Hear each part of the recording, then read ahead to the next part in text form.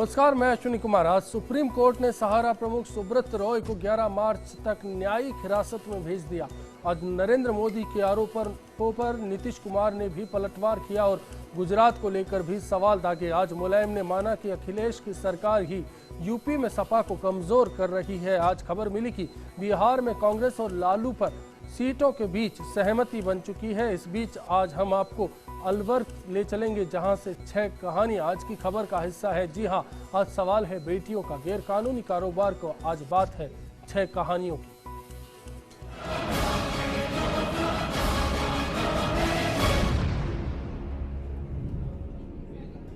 बात अलवर की है, जहां हर साल महिलाओं की खरीद फरोख्त के दर्जनों मामले सामने आते हैं, लेकिन पुलिस की ढिलाई के चलते ना तो मुख्य आरोपी हत्थे चढ़ पाते हैं और ना ही इस नेटवर्क के कानून को भेदा जा सकता है। जब एक मामला सामने आया तो पोल खुल गई। चलिए जरा समझने की कोशिश करते हैं। शुरुआत करते हैं इसी मामले से।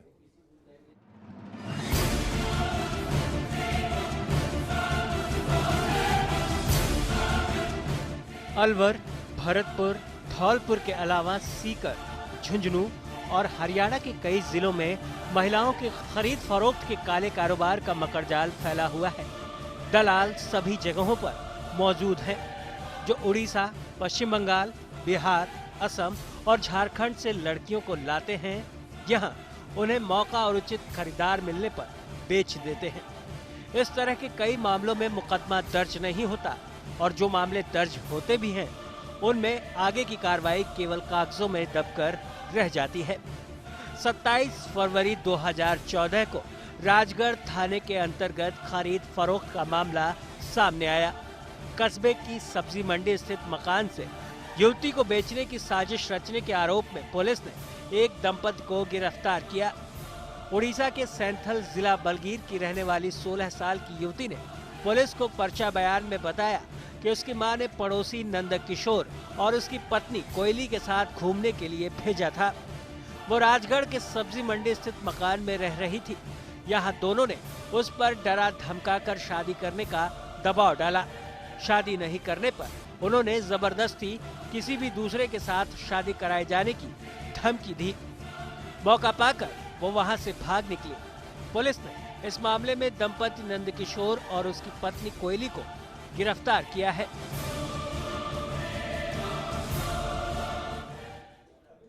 खैर, जितना आसान ये मामला लगता है उतना है नहीं। कहानी एक लड़की की नहीं बल्कि कई लड़कियों की है। जरा देखिए।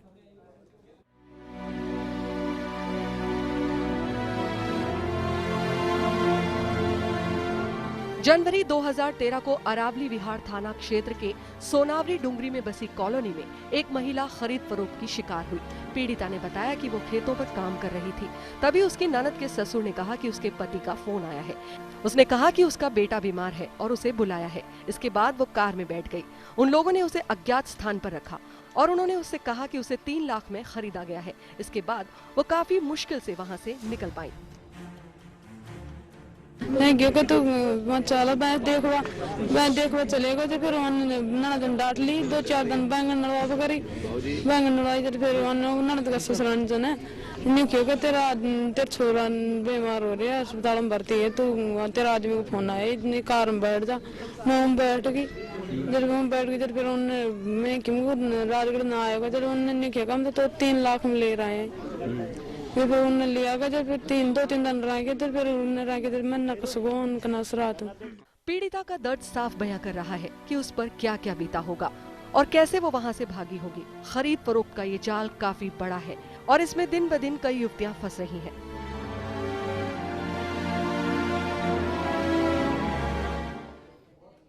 दो कहानियां हमारे सामने आ चुकी हैं। चलिए अब जरा तीसरी कहानी को समझने की कोशिश करते हैं।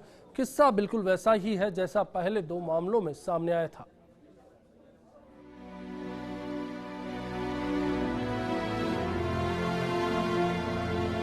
5 सितंबर 2012 को दिल्ली से एक लड़की का अपहरण कर उसके साथ बलात्कार किया गया।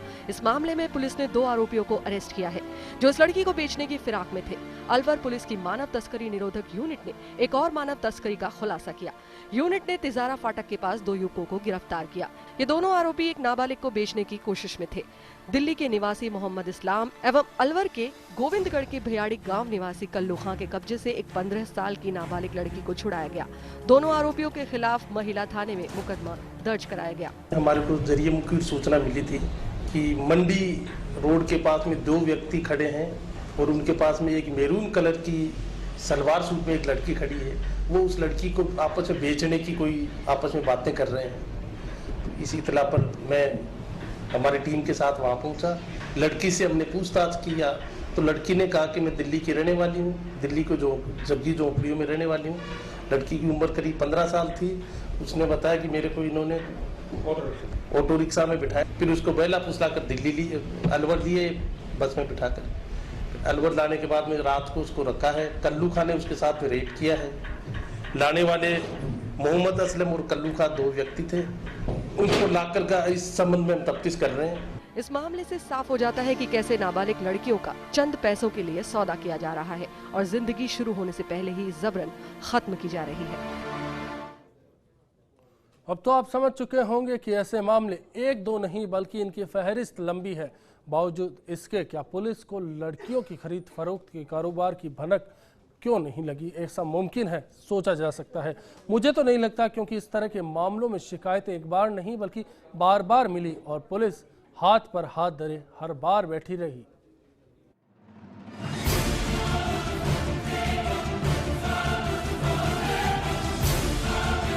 16 अगस्त 2010 को पश्चिम बंगाल के बैरकपुर जिले के रानी बाजार निवासी अली अकबर ने तत्कालीन पुलिस अधीक्षक अशोक वशिष्ठ को शिकायत की थी कि उसकी बेटी शायरा के साथ अलवर के देसूला गांव निवासी अनीस ने 3 साल पहले निकाह किया था। बाद में उसे अनीस और उसके दोस्त विक्की ने बेच दिया। इस शिकायत के बाद में MIA थाना पुलिस ने जांच शुरू की और 15 दिन में पुलिस ने करीब 20 ठिकानों पर दबिश दी और हरियाणा के महेंद्रगढ़ जिले में मुर्राखेड़ा गांव में जगमाल गुर्जर के घर से शायरा को बरामद किया। बरामदगी के बाद शायरा ने पुलिस को बताया कि उसे पति अनीस ने उसके दोस्त विक्की के सहयोग से कोटपुतली की कांताबाई को बेच दिया।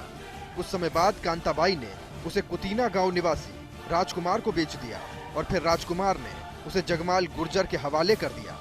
उसने बताया कि कांता चौधरी के पास 20-30 लड़कियां और हैं जिन्हें बेचने की तैयारी चल रही है। देखना होगा कि क्या पुलिस शायरा की तरह बाकी लड़कियों की जिंदगी बर्बाद होने से बचा पाती है।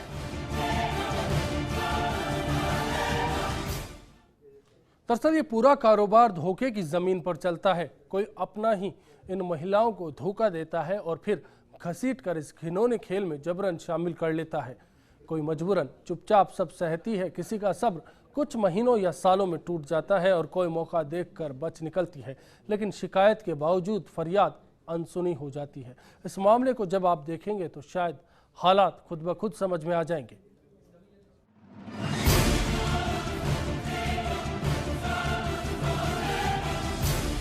जुलाई 2010 में भी इस तरह का मामला मांढर थाने के अंतर्गत सामने आया था। आसाम के तेजपुर जिले की रहने वाली गीता देवी नाम की एक युवती को दिल्ली में नरेगा के तहत काम दिलाने के बहाने लाया गया, लेकिन उसे दिल्ली ले जाने की बजाय मांढर थाने के डुमरोली गांव निवासी धर्मवीर और उसकी पत्नी सुनीता के घर लाया गया और उसे 15 दिन तक धर्मवीर के घर में बंधक बनाकर रखा गया। युवती किसी तरह उनके चुंगल से निकलकर भागने में कामयाब रही। सितंबर 2010 को तिजारा थाने के तहत भी इस तरह का मामला सामने आया, जहां कलकत्ता के पास एक युवती को उसके पति ने शादी के 3 महीने बाद 70,000 रुपए में बेच दिया, जहां उसके साथ 3 युवकों ने ज्यादती भी की। न जाने ऐसे कितने मामले हैं जो पुलिस थानों में कागजों पर दर्ज हैं, लेकिन सुनवाई कितने मामलों की हुई इसका कोई रिकॉर्ड नहीं।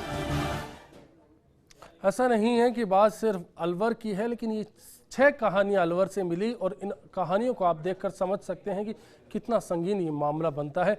किस तरह से लड़कियों की खरीद फरोख्त का ये कारोबार अलवर में चलता है, कई और जिलों में भी ये नेटवर्क फैला है। लेकिन फर्स्ट इंडिया आपको ये बताता है कि कैसे अलवर में इस पूरे मामले की पड़ताल की। मेरे सहयोगी राजेंद्र ने हमारे साथ इस वक्त राजेंद्र अलवर से फोन लाइन पर जुड़ चुके हैं। राजेंद्र, आपसे जानना चाहेंगे कि इतने बड़े पैमाने पर ये कारोबार चल रहा है, पुलिस की नाक के नीचे ये सब कुछ हो रहा है, आखिर क्या वजह है कि पुलिस चुप है, खामोश है? जी, असली में आपको बताना चाहूंगा कि ये जो कारोबार है प्रारंभ में जो शुरुआत में मजबूरी बस जो लोग थे उनकी वजह से शुरू हुआ था, जिनको कि यहाँ शादी नहीं हो पा रही थी या जिनकी आर्थिक स्थिति कमजोर है, उन वजह से शादी नहीं होने तो परिवार का वंश चलाने के लिए लोग बाहरी राज्यों से जो ट्रक चलाने जो लोग जाते हैं उन ड्राइवरों की मदद से ये शादी करके लाते थे।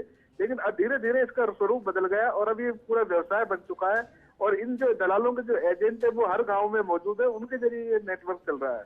जी राजेंद्र, लेकिन ये जो नेटवर्क है पुलिस क्यों नहीं तोड़ पाती? पुलिस की क्या मजबूरी है इसमें? जी, इसमें पुलिस की मजबूरी कुछ खास नहीं है, लेकिन इसमें वजह यह है कि जो ज्यादातर जो परिवार जो लड़कियां आती हैं वो बाहरी राज्यों से आती हैं, दूर दराज से आती है, तो उनको परिजनों को ये पता नहीं चल पाता है कि लड़कियां कहाँ पर है, किस जगह रखी गई हैं। तो वो जब आते हैं तो वो उनकी लोकेशन करना बड़ा मुश्किल हो जाता है। ये दूसरा भाषा का जो अंतर आता है, जो महिलाएं जो आती हैं वो अपनी भाषाएं नहीं समझ पाती हैं और उनको ये गांवों से बाहर नहीं निकलने देते, घरों से बाहर नहीं आने देते हैं, उनकी पूरी निगरानी रखते हैं। राजेंद्र, क्या ऐसा संभव है कि पुलिस कोई सर्वे करवाए?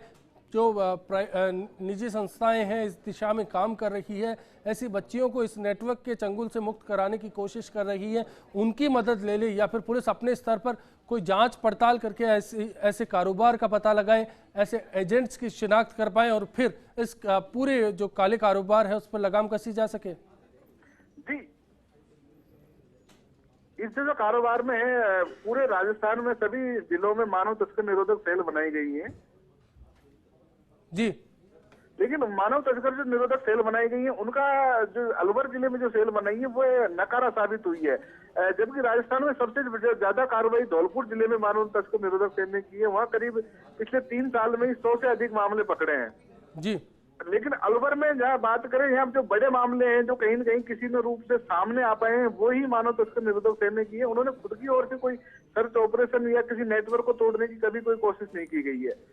जी, शुक्रिया राजेंद्र इस चर्चा में शामिल होने के लिए। समझा जा सकता है कि मजबूरी यहाँ पुलिस की कहीं नज़र नहीं आती, सिर्फ लाचारी यहाँ दिखती है। कि लाचारी किस बात की? लाचारी ये कि पुलिस मेहनत नहीं करना चाहती, कोशिश नहीं करना चाहती। यहाँ तक कि जो मानव तस्करी निरोधक ब्यूरो बन चुका है वो भी पूरी तरह से अलवर ज़िले में नाकाम साबित हो चुका है। जो मामले खुद चलकर आते हैं उनमें भी कार्रवाई पुख्ता नहीं हो पाती। हालांकि कुछ महिलाएं लकी होती हैं, नसीब वाली होती हैं। ये 6 मामले ऐसे हैं जिनमें महिलाओं को कोशिश की गई और फिर ये मामले उजागर किए गए। और भी सच्चाइयाँ इस मामले में है। ब्रेक का वक्त हो चला है, ब्रेक के बाद लौटेंगे तो इन्हीं पर बात होगी।